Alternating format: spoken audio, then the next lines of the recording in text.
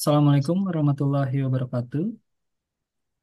Selamat pagi, siang, sore, dan malam, Bapak, Ibu, serta rekan-rekan sekalian. Kami dari mahasiswa Sistem Informasi BINUS Online Learning akan mempersembahkan video based learning yang bertema dan atau berjudul Pengenalan MongoDB dengan model relasi data. Sebelumnya, kami akan memperkenalkan diri kami masing-masing. Saya sendiri Ridwan Firmansyah dengan nomor induk mahasiswa 2602269 216. Perkenalkan, nama saya Alwi Wijaya dengan NIM 26022269304. Dan perkenalkan, nama saya Rizky Taufik Anindita dengan nomor induk mahasiswa 2602269 304. Sebelumnya kami akan menjelaskan terkait learning outcomes dari video kali ini. Ada tiga. Yang pertama, memberikan pemahaman mengenai model relasi pada MongoDB. Yang kedua, menjelaskan kelebihan MongoDB dibanding database berbasis SQL. Yang ketiga, memperkenalkan konsep dasar dari MongoDB. Selanjutnya, apa itu MongoDB? Jadi, sederhananya, MongoDB adalah sebuah database NoSQL yang populer digunakan untuk menyimpan data dengan struktur yang fleksibel. Kenapa bisa fleksibel? Karena apabila kita lihat pada database relasional itu, mereka menyimpan data pada tabel dan baris. Nah, sedangkan untuk MongoDB ini, karena dia NoSQL, maka dia menyimpan data itu dalam dokumen berbentuk JSON. Selanjutnya, ada empat kelebihan utama dari MongoDB. Yang pertama itu fleksibel. Jadi struktur data yang dinamis memungkinkan kita untuk menambahkan atau mengubah field dalam dokumen tanpa perlu melakukan migrasi skema yang rumit. Yang kedua, MongoDB dirancang untuk menangani volume data yang sangat besar dan dapat dengan mudah diskalakan secara horizontal. Yang ketiga, query yang kaya. Jadi MongoDB menyediakan fitur query yang sangat kuat. Itu memungkinkan kita untuk melakukan berbagai jenis pencarian serta agregasi data. Dan yang keempat, yang terakhir, MongoDB bebas dari keterbatasan skema yang ketat. Jadi MongoDB memberikan kebebasan kepada kita yang lebih besar dalam memodelkan data. Selanjutnya, nah ini konsep dasar dari MongoDB. Pertama kita akan lihat pada gambar di sebelah kiri layar. Ini membandingkan konsep dari database relasional atau SQL dengan konsep dari MongoDB. Nah, pada SQL atau database relasional itu konsepnya itu database, turun ke table, turun ke rows, dan yang terakhir itu ada kolom. Sedangkan untuk MongoDB itu database, kemudian turun di bawahnya itu ada collection, turun di bawahnya lagi ada dokumen yang disimpan dalam format JSON, dan yang paling kecilnya itu ada fields. Nah, untuk penjelasannya, jadi untuk database ini adalah kontainer utama untuk menyimpan koleksi. Ini masih kita sebut sama dengan database relasional. Kemudian di bawahnya ini ada koleksi. Nah, ini mirip dengan tabel pada database relasional, tetapi dengan struktur yang lebih fleksibel tadi. Nah, kemudian di bawahnya ini ada dokumen. Nah, setiap data yang disimpan di MongoDB ini kita simpan dalam bentuk dokumen JSON yang terdiri dari field dan value atau nilai. Nah, untuk field ini adalah atribut dalam sebuah dokumen, sedangkan value adalah nilai dari sebuah field, bisa berupa string, angka, boolean, array, atau bahkan objek lainnya. Kemudian ada juga objek ID, ini adalah ID unik yang secara otomatis diberikan atau digenerate kepada setiap dokumen saat dibuat. Selanjutnya, nah ini adalah contoh dokumen dari MongoDB, Bapak Ibu dan rekan-rekan sekalian. Ini adalah formatnya menggunakan JSON, jadi di sini ada fieldnya, ini ada atributnya, dan juga ada value-nya. Seperti ini. Nah, berbeda kan dengan database yang relasional yang bentuknya itu di tabel dan kolom jadi panjang ke samping. Kalau ini kita simpan dalam bentuk dokumen. Jadi ini lebih fleksibel bagi kita untuk mengolah datanya. Demikian untuk selanjutnya akan dijelaskan oleh rekan Rizky. Oke. Selanjutnya, saya akan memulai untuk menjelaskan model relasi data, di mana kita akan mulai dari relasi one to one, di mana one to one dan relationship with document reference, di mana relasi one to one digunakan ketika satu dokumen itu memiliki hubungan yang eksklusif dengan dokumen lain. Misalnya satu negara hanya memiliki satu ibu kota, dan contoh yang akan lebih dijelaskan yaitu satu customer hanya memiliki satu alamat atau address.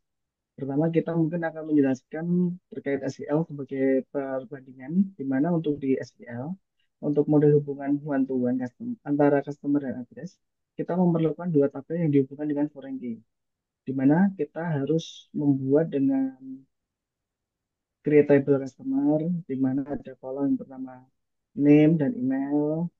Untuk kedua, kita perlu membuat tabel addresses dengan kolom customer ID, street, city, state.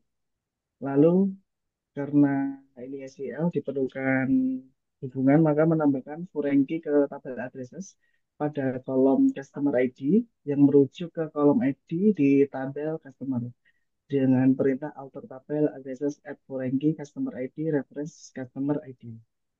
Nah, untuk dalam MongoDB, untuk memodelkan hubungan one-to-one antara customer dan address, kita bisa membuat dua collection terpisah, di mana yang pertama itu collection customer yang terdiri dalam bentuk file JSON yang terdiri nama, email, address ID, dan yang kedua collection addresses, di mana ada street, city, state. Untuk menggabungkan kembali kedua informasi dari dua collection tersebut, misalnya saat kita membutuhkan data customer beserta alamatnya, maka kita bisa menggunakan aggregation dari MongoDB dengan operasi lookup dengan perintah seperti pada gambar db.customer aggregate lookup from addresses local field address ID foreign field ID as address. Dan untuk selanjutnya, tolong untuk selanjutnya, saya akan menjelaskan model one-to-one relationship with embedded document. Namun proses yang sebelumnya dengan operasi lookup itu akan bisa menjadi lebih efisien dengan menggunakan embedded dokumen ini. Di mana embedded dokumen itu merupakan pendekatan umum dalam MongoDB untuk menggabungkan dua entitas. Contohnya dalam hal ini hubungan one to one agar informasi lebih mudah diakses. Karena address link kali diambil bersama dengan data customer. Jadi tidak perlu untuk menggunakan operasi lookup. Maka collection yang dibuat akan seperti pada gambar di mana untuk data customer dan data aset disimpan pada satu collection yang sama pada satu dokumen. Jadi ketika kita mengakses ID, maka akan muncul data customer beserta dengan address-nya. Untuk penjelasan materi selanjutnya akan dijelaskan oleh Saudara Alvin. Silakan. Baik, selanjutnya adalah model one-to-many relationship with embedded document. Jadi relasinya menempel ke collection utama. Nah, jadi ini terjadi jika satu dokumen dapat terkait dengan banyak dokumen lainnya. Misalnya customer dengan order. Jadi satu customer bisa memiliki banyak orders. Nah, kalau kita menggunakan model embedded dokumen, maka bentuknya akan seperti dokumen pada sebelah kanan. Jadi di sini kita punya field customer yang memiliki detail data customer seperti nama dan email.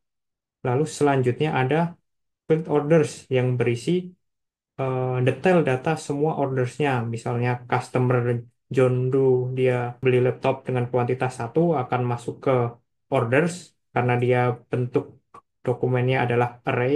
Lalu kalau dia beli lagi produk mouse, dia akan langsung di push juga di field orders. Lalu selanjutnya adalah one-to-many relationship with document reference. Jadi sama seperti konsepnya sama seperti foreign key kalau di SQL. Contohnya masih sama, yaitu customers dengan orders. Jadi misalkan kita membuat tabel customersnya seperti pada sebelah kanan. Jadi ada field customers, isinya sama seperti sebelumnya, nama dan email. Lalu order IDs kita buat dalam bentuk array. Array isinya adalah order ID dari order yang dibuat oleh customer. Misalnya eh, si order ID ini dia akan merujuk ke collection orders. Nah, misalnya ini order ID yang pertama dia merujuk ke laptop, lalu yang kedua dia merujuk ke mouse. Nah, kalau foreign key di SQL kita mengenal konsep join, maka di MongoDB kita mengenal konsep lookup. Jadi lookup ini kita lakukan di aggregation namanya. Jadi misal kita ada script SQL seperti ini, maka ekuivalennya adalah MongoDB pada gambar di tengah. Jadi from itu adalah left joinnya atau joinnya, local field adalah data customernya akan muncul, lalu order ID karena kita select semua ya ini, maka order ID tetap muncul, lalu di orders akan muncul detailnya. Baik, selanjutnya kesimpulan akan dijelaskan oleh Rizky. Ya, untuk berdasarkan penjelasan yang telah kami berikan tadi, bahwa didapat kesimpulan bahwa untuk embedded dokumen itu kelebihannya itu yang pertama terdapat kelebihan yaitu efisien untuk operasi baca dan tulis yang sering melibatkan dokumen terkait. Struktur data menjadi lebih kompak. Namun terdapat kekurangan yaitu dapat menyebabkan masalah denormalisasi jika dokumen terkait sering berubah, tidak cocok untuk data yang sangat besar atau kompleks.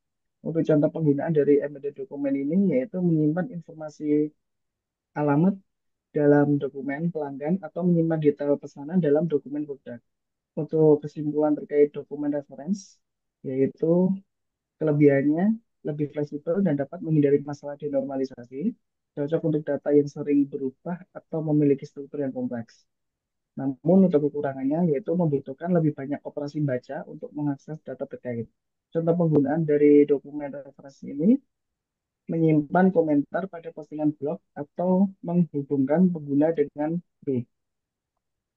Selanjutnya, untuk referensi dari materi yang kami paparkan, yang pertama yaitu dari dokumentasi MongoDB, yang kedua dari buku yang berjudul The Definitive Guide to MongoDB, A Complicated Dealing of Big Data Using MongoDB, yang ketiga itu jurnal dari Ismaili, Jaminet, dan S.C. Jaumin dari yang berjudul NoSQL Data Modeling. Sekian untuk pemaparan video based learning dari kami. Terima kasih.